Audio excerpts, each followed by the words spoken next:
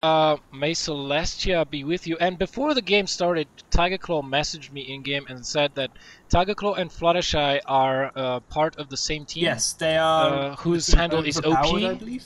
Said Yeah, the team overpowered. So it just proves that both these races are OP. yeah. It's well known that Terran didn't make it into the finals. They only made it to the rank 3, so obviously they are the least powerful race. And yeah, exactly. there's going to be a post on Reddit about how the finals were like this, and how that is obviously indicative of balance in the game.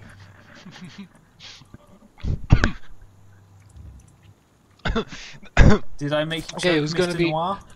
Yeah, you did. I can make you choke who's later. going to be making the? Wait, what? Who's going to be making the post on the Reddit? I wonder. Anyway, we do have Fluttershy while you think your answer through, spawning at what I will call the 7 o'clock position, or more likely the 8 o'clock position. Excuse me. And we do have the 5 o'clock being occupied by the yellow Protoss Tigerclaw, who favors very much so his Immortal Sentry all-ins. Now, for this type of all-in, this map is quite large. It's quite big, but these are close spawns, so should not prove to be that much of an issue. But if they spawned cross, then I would say that Immortal Sentry all-in is pretty much out of the question. Indeed, these spawn positions are very favourable towards Tigerclaw, so Fluttershy is entering into this game with a slight disadvantage. And it's good to see that the former rank 3 player of the tournament will be in the finals, so he is upping his rank, possibly going for 1 or 2, so he will be seeded very highly in the next tournament. And Tigerclaw, I do believe, was only seeded rank 6, so it's good to see him having made the finals as well.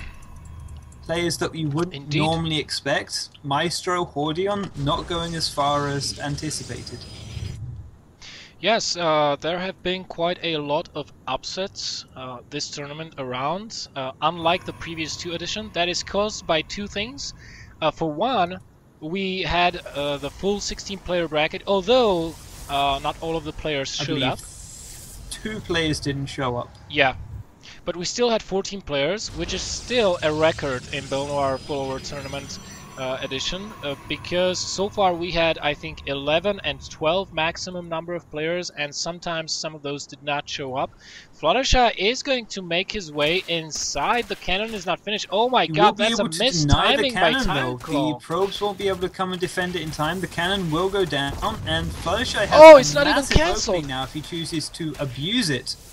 But for now, he's just going to nibble away at probes, force his opponent not to be as cost efficient with his mining as he normally would be, and no new cannon has been placed down, so Tigerclaw needs to get on that as soon as possible to prevent any sort of 2-base all-in, and he has scouted that there is no 3rd base yet, so there could be a large wave of roaches preparing to assault his base.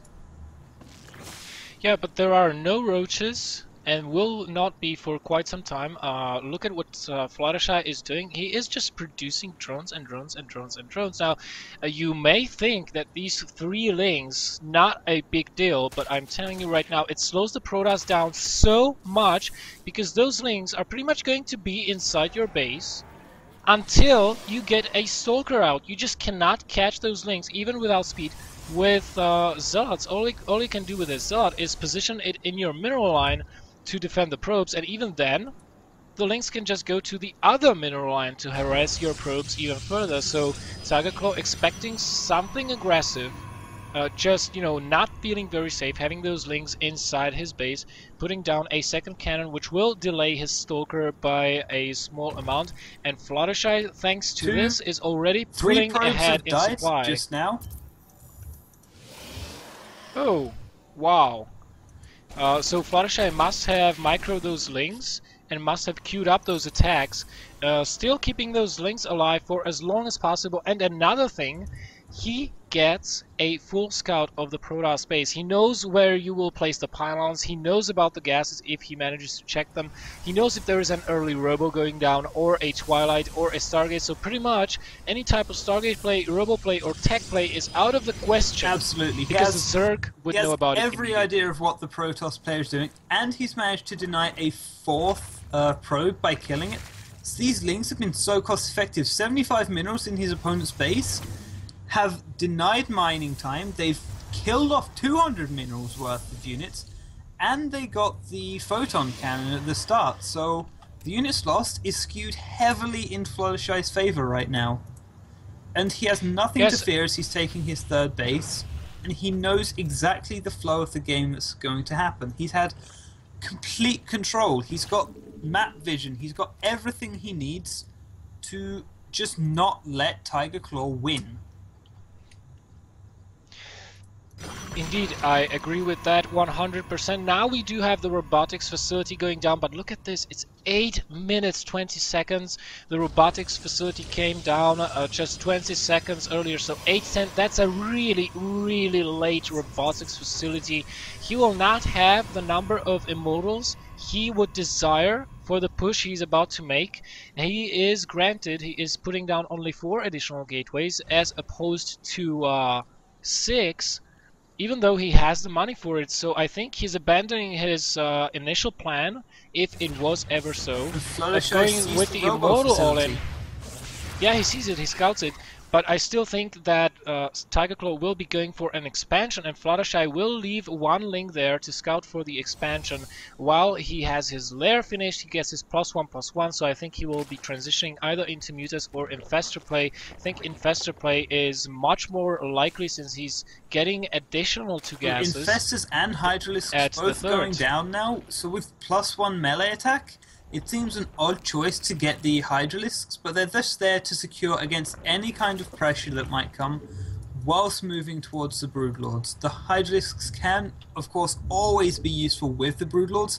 The sheer amount of damage that they do whilst underneath Broodlords, combined with Broodlings, Infestors. The Hydralisk is such a versatile and useful unit that it's very rarely used by players apart from Fluttershy, and I can't stand facing Hydralisks on ladder. Well, Tigerclaw is going to have a good response to this. He is getting the robotics facility already finished, just now starting the range while he gets the +1 armor. He sees that the hive is already on the way. Now, this is a very, very fast hive going down together with the spire, or very closely so, and this is the reason why Fluttershy threw down those very, very early gas geysers at his third base. He knows his opponent is basically contained to 2 base play, that he has to get a sufficient number of units and those power units like Colossus out to be able to take a third base. So all additional attack for the Protoss is going to be delayed. Twilight Council is up. That is mainly for the +2 attack upgrade. I really doubt that Tigerclaw will be going for Blink at this stage. And just now the Roach Warren is finishing, but I think that Fluttershy will be going straight into Infestor Broodlord here. Absolutely. There's no reason not to go into that kind of play. And at the moment, Fluttershy has just scouted around the entire map for proxy pylons. He's keeping his vision ready. And he's just managed to also get a run-by into his opponent's main base, so he has the potential here to deny the robotics bay, which will just completely shut down any kind of push that his opponent wants to be doing. But he won't be able to get that, but he does get the scout. He knows 1 Colossus is on the field. He knows everything that's happening right now. And Fluttershy is in such a comfortable position. He is, indeed. He is producing Corruptors. He's even switching to Ultralisk, the unit that you don't really usually see in this kind of situation. Well, but he knows that his opponent doesn't have any sort of Immortals out. He knows he has 1 Colossus, very few upgrades, a few Zealots. That's not enough to take down what Fluttershy can just smash out when he decides Ultralisks are here to come. And I have to say one more thing, that Fluttershy is really smart about this, because if you think about it, okay, I'm going Hydras, my opponent saw that with his Observer. I saw the Observer, I took care of it, at least I think he did. No, he chased it away only.